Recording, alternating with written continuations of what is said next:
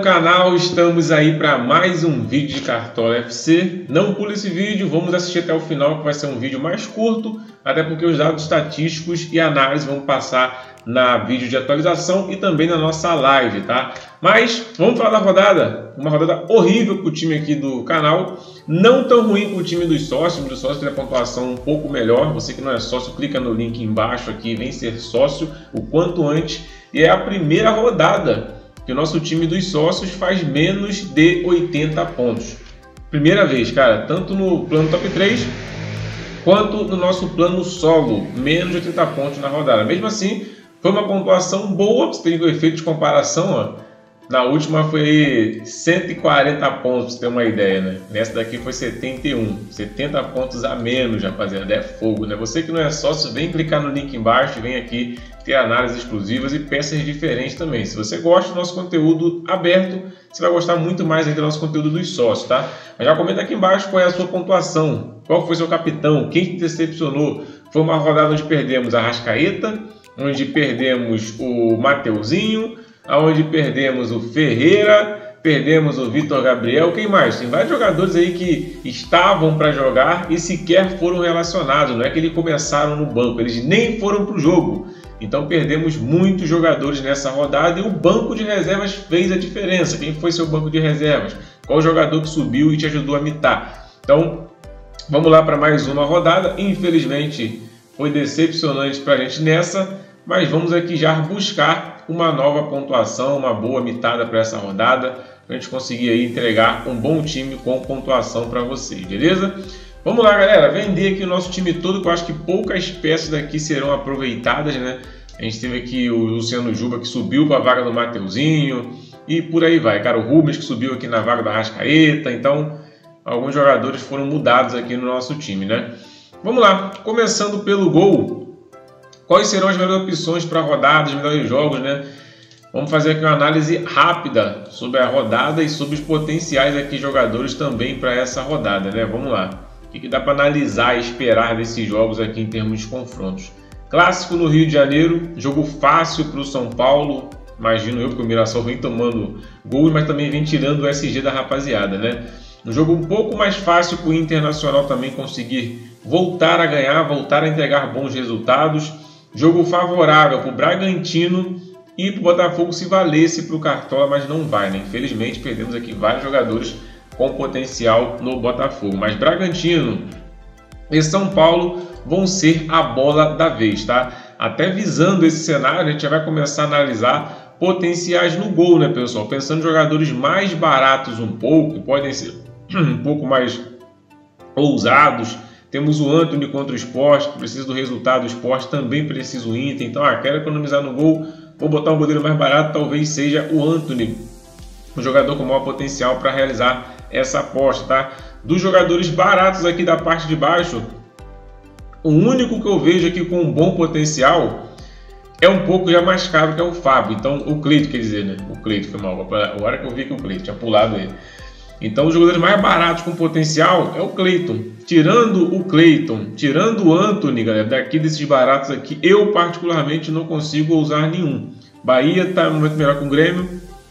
O Grêmio não está muito bem, vem tomando gol. Kaique França não dá o brasão fora de casa. Então o Antony seria uma opção boa, pensando no potencial que o Inter também não está entregando de SG, tá? Mas dos mais baratos, o Cleiton seria o melhor. Agora, em potencial, é o Rafael, né, galera? Não tem muito pra onde correr, não tem muito o que fazer. Seria o Rafael o potencial para a rodada. De resto, qualquer um desses daqui eu já considero um pouco mais arriscado. Tanto o Everton quanto o Rossi. João Ricardo vem jogando em casa, o Cássio, o Everton, é jogo difícil aqui pra galera. Então, goleiro vai ser uma posição um pouco mais difícil na rodada. Eu particularmente vou no mais barato, é porque eu devo dobrar o Bragantino e devo dobrar também aqui o São Paulo, né? Já começando nas laterais, não tem como ficar sem o Capixaba, tá? Muito difícil. Bernabé jogando fora de casa, é loucura? Não! O próprio Capixaba, quando jogou contra o Sport lá na Ilha do Retiro, o Capixaba meteu 20 pontos. Então é potencial para mitar também, rapaziada. É potencial para mitar. Outro bom nome seria aqui o Enzo Dias, tá?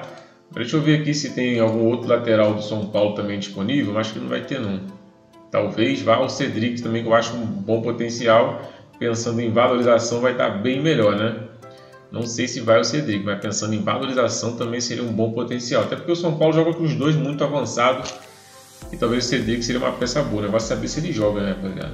Saber se ele vai pro jogo. Vamos por enquanto ficar aqui com o Enzo Dias, né? Vamos deixar o Enzo Dias.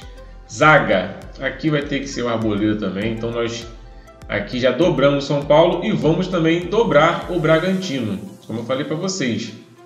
Eu não consigo ver muitas opções além dessas não, pessoal. Não consigo ver além dessas opções algumas outras. Talvez se jogar aqui na zaga, ou melhor, o Ferrarese, né, que for ali um zagueiro que vai de lateral, pode ser interessante. Um outro time pensando em SG poderia ser o Internacional. Poderia ser o Internacional. Mas como já temos um goleiro, cara, é difícil aqui para escalar outro cara, né? Temos o Lianco também como uma boa peça. O Lianco é um cara que tem potencial de média básica, vai jogar em casa contra o Corinthians, jogo difícil? É, mas acho que pode ser um bom potencial também o Lianco, tá? Seria um cara interessante para a rodada. Mas vamos lá, por enquanto vamos aqui de Pedro Henrique, vamos dobrar o Bragantino, vamos dobrar o São Paulo. E eu vou buscar mais ou menos ali uma consolidação com esses dois times, tá? Vamos para Meiuca. Meiuca também não está muito simples não, rapaziada. Não está muito simples porque nós temos nomes aqui sempre caros e sempre com potencial, principalmente para os jogos que temos em questão. Acho que o Oscar, depois da média básica, voltando de lesão, entregando, é difícil deixar de fora, né? E ele teve o primeiro jogo dele com maior minutagem, se não me falha a memória, e foi um jogador que já nesses dois jogos aqui, atuando, né? No jogo que ele atuou mais foi o último, já conseguiu aqui, ó, 2 chutes no gol, uma falta sofrida, deixa eu ver, cometeu 2 faltas, mas teve 3 desarmes também aqui. Vamos ficar de olho. Teve um cartão amarelo também, né? Então, uma coisa acontece muito comumente com o Oscar, não, né? Mas vamos ficar de olho. Agora fica uma dúvida, galera. John Arias é uma boa? É. Vai jogar em casa, mas John Arias não tá naquelas melhores fases do John Arias, né? E o Vasco do Diniz deu uma arrumada e o Diniz conhece o Fluminense. Será que o John Arias é uma boa? É, ainda acho. Só que você tem o Alan Patrick também aqui. E o Inter precisa dar uma resposta. Nesse meio de semana ele vai descansar, ficar descansadinho pro final de semana. Você tem o Arrascaeta que também está descansado para o final de semana e não teve nenhuma pontuação abaixo, nem contra times de nível alto. Então, momentaneamente, eu acho que o meu trio de meio vai ser esse daqui. É difícil deixar algum desses caras de fora. É difícil. Se for analisar, 2 deles jogam fora de casa, é verdade. Tanto a Arrascaeta quanto o Alan Patrick. Mas são os caras que estão em maior potencial e tem maior média aqui, se for analisar com vários meses que nós temos em questão. Claro, dá para olhar para o Pochettino, jogo difícil, mas dá para pensar. Porém, o que mais me incomoda aqui deixar de fora, primeiramente, é o John Arias. E o outro seria o Rubens. Os 2 caras que mais me incomodam em deixar de fora, tá? Por último, o Mateuzinho, que foi expulso em casa, mas vai pegar um time que dificilmente não vai sofrer gol. E se sofrer, a chance de ser do Mateuzinho é grande, né?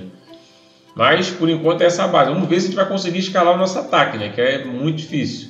Temos o Hulk, que está na fase péssima nessa temporada, no Brasileirão pelo menos, né? Teve algumas boas pontuações, mas o Hulk sequer está chutando no gol. No último jogo ele nem chutou no gol uma bola. Tá? Isso é complicado, mas vamos dar uma apostinha de pública porque temos o reserva de luxo. Se der ruim, tchau Hulk e entra o reserva de luxo. Outros bons nomes são Caio Jorge e Yuri Alberto, mas vimos que o Yuri Alberto sofreu um pouquinho sem armação, sem um Depay para comandar. O jogo é fora de casa e não é muito fácil. O Caio Jorge não vai ter o Matheus Pereira para municiar ele. Qual a diferença? Qual o impacto que isso pode causar também? É bom ficar de olho. Mas são bons nomes aqui para analisar. O Wesley é um cara de média básica que tem um jogo favorável. O último time que visitou o Sport recentemente foi o Cruzeiro e enfiou 4 gols no time. Então é um potencial para ficar de olho também ataque do Internacional. Beleza? E aqui que a dúvida, que a briga começa. Por quê? Nós temos aqui o Vitor Roque, que parece estar reencontrando um bom futebol, vem de 2 pontuações muito boas com gol. Nós temos um Rony, que querendo ou não, tem meio com a rivalidade aí que tem jogado no Palmeiras, é um cara que tem entregado média básica. Nós temos o Eric Pulga, que independente do jogo, do adversário, ele vai entregar pontos, mesmo sendo fora de casa. Mas eu acho que dificilmente dá para fugir do Sacha contra o Juventude. Tá no bom momento? Não. É o principal jogador do time? Também acho que não. Mas tem um jogo relativamente favorável nesse final de semana. Então, bom ficar de olho nele, tá? Outros jogadores aqui que pode ser interessante, cara. Vamos ver se tem algum aqui que a gente pode observar. O André Silva, beleza, pode ser interessante. O próprio Luciano também, só que aí tem um detalhe. Será que o Ferreira não joga esse jogo? Porque tem um Ferreirinha ainda, né? Vamos ver aqui, ó. O Ferreira sequer está comprovável. Tem essa ainda. No lugar do Sacha aqui, eu acho que eu vou botar o Ferreira, galera. Vamos ver como é que tá também o André Silva, ó. Jogos bons, jogos ruins, né? Entregou 9 pontos, aqui deu uma mitada, aí zicou, mitou. Tá num bom momento. E é um bom potencial também. Entre ele e Ferreira, ainda prefiro o Ferreira por ser um cara de mais regularidade.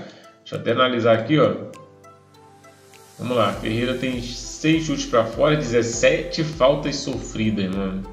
Só que perde em chutes por gol. Porém, em gol e assistência, ele tem a participação maior. Vamos ver em scout de defesa.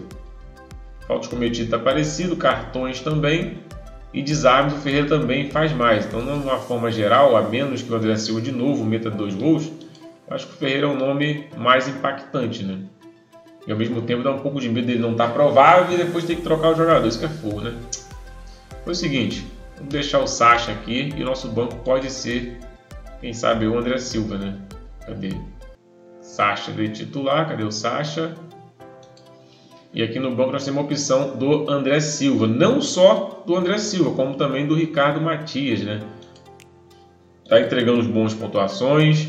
Tem aqui 2 jogos, já tem 4 finalizações, 5 contando com gol. Ou melhor, 6 contando com a bola na trave, que também foi no último jogo. É um jogador que não costuma sofrer muitas faltas, mas também não costuma fazer tantas faltas assim, né? Não tem faltas... Tem uma falta cometida, também em scout básico ele não tem nada, é mais na questão ofensiva mesmo. Mas eu acho que pode ser um nome interessante analisando o contexto do jogo, até porque o último centroavante que jogou lá mitou foi o Caio Jorge, né, galera? Então não é loucura ficar de olho aqui também no Ricardo Matias, beleza? Mas vamos deixar de reserva de luxo aqui então no nosso ataque. Vamos deixar aqui de reserva de luxo o André Silva, beleza? Vamos deixar aqui na meiuca de reserva de luxo, a gente tem a opção do John Ares, esqueci de um jogador também que eu não citei, que é ele, ó, o John. Jogando em casa também pode ser um nome interessante contra esse time do Juventude que sofre muito na bola aérea fora de casa. E bolas paradas no Bragantino costuma ser com o John também, tá? Momentaneamente vamos de Ares, é um cara que eu confio um pouco mais, mesmo não estando na sua melhor fase. Zagueiro, galera, reserva. E vocês viram a importância de escolher um bom reserva no último jogo, né? A importância que o reserva trouxe, galera. Porque aqui, mano, tá difícil, né? Alguém do Inter, acho que não. Vou com o Alan Franco ou com o Guzmán. Quem tem média maior? Vamos ver aqui scout de defesa. Ó, desarme o Guzmán tem mais partido também, tem 9 jogos, né? Vamos de Alan Franco então mesmo? Vamos de Alan Franco aqui. Lateral, reserva. O que a gente pode fazer aqui? O Aguirre está no momento bom em termos de média básica, vamos ficar de olho, e também está ofensivo. Eu acho que vai acabar tendo que ser ele mesmo, né? Aquele lateral reserva aqui agora ficou difícil. Vai acabar tendo que ser o Aguirre mesmo. Vamos de Aguirre, pensando na média básica. E aqui no gol, acho que dá pra gente ir com alguém que não seja do Inter então, né? Deixa eu ver o que a gente pode analisar aqui. De goleiros caros que dê pra apostar. Talvez o São Paulo, mas triplicaria, né? Deixa o Antony mesmo, até porque a gente investe no treinador, até melhor. Vamos investir aqui no treinador. Vamos lá. 2 treinadores com maior potencial em termos de custo-benefício. Claro que o Felipe Luiz, o Abel, sempre são treinadores com potencial muito alto. Porém, eu quero pegar um time que é muito favorito para a rodada, e os times mais favoritos para a rodada aqui, que a gente pode analisar pensando num treinador, seria o Roger Machado, com um favoritismo bom, né? Não seria tão assim como foi na última rodada que a gente imaginava, mas veja que o Seabra é muito forte e o Zubeldia também muito forte, tá? Pelo momento do time, vamos de Seabra, que está no momento melhor o time do Bragantino, até na colocação na tabela. Beleza? E aqui a gente pode botar um hack no gol, mas como é um vídeo aqui, primeiro vídeo da rodada, vamos deixar assim para ficar em evidência qual é o nosso goleiro. Beleza? Galera, agora aqui para fechar, no potencial que nós temos aqui de capitão para a rodada, dos jogos mais favoráveis, o Wesley seria um deles, o Sacha seria um deles, ou alguém de São Paulo, mas como é o nosso banco, a gente vai ter que evidenciar algum desses jogadores aqui, cara. Eu vou botar... Caraca, difícil, mano. Vamos lá, vou deixar o Hulk. Ah, tá na fase ruim, é só pra gente ter um capitão e um cara que passa um pouco mais de confiança do que escalar o Sacha, o Wesley, ou algum meio aqui que os dois vão jogar fora de casa, tem só os caras jogando em casa, mas voltando de lesão. Então, por enquanto, vamos deixar aqui o capitão com o Hulk. Se der ruim, e o que mais tem chance de zicar que é o Hulk, o André Silva será o nosso capitão e alguém de São Paulo, que é o que eu estava imaginando. Então, vamos deixar nessa lógica assim, beleza? Então é isso, pessoal. Fechamos aqui o nosso vídeo. Deixa o like, se inscreva no canal. Vamos ter o vídeo de atualização e vamos ter a nossa live também para ter um pouco mais de informação, um pouco mais de conteúdo e um pouco mais de dados estatísticos para analisar a rodada, beleza? Mas é isso. Tamo junto. Aquele abraço. Fique com Deus e fui!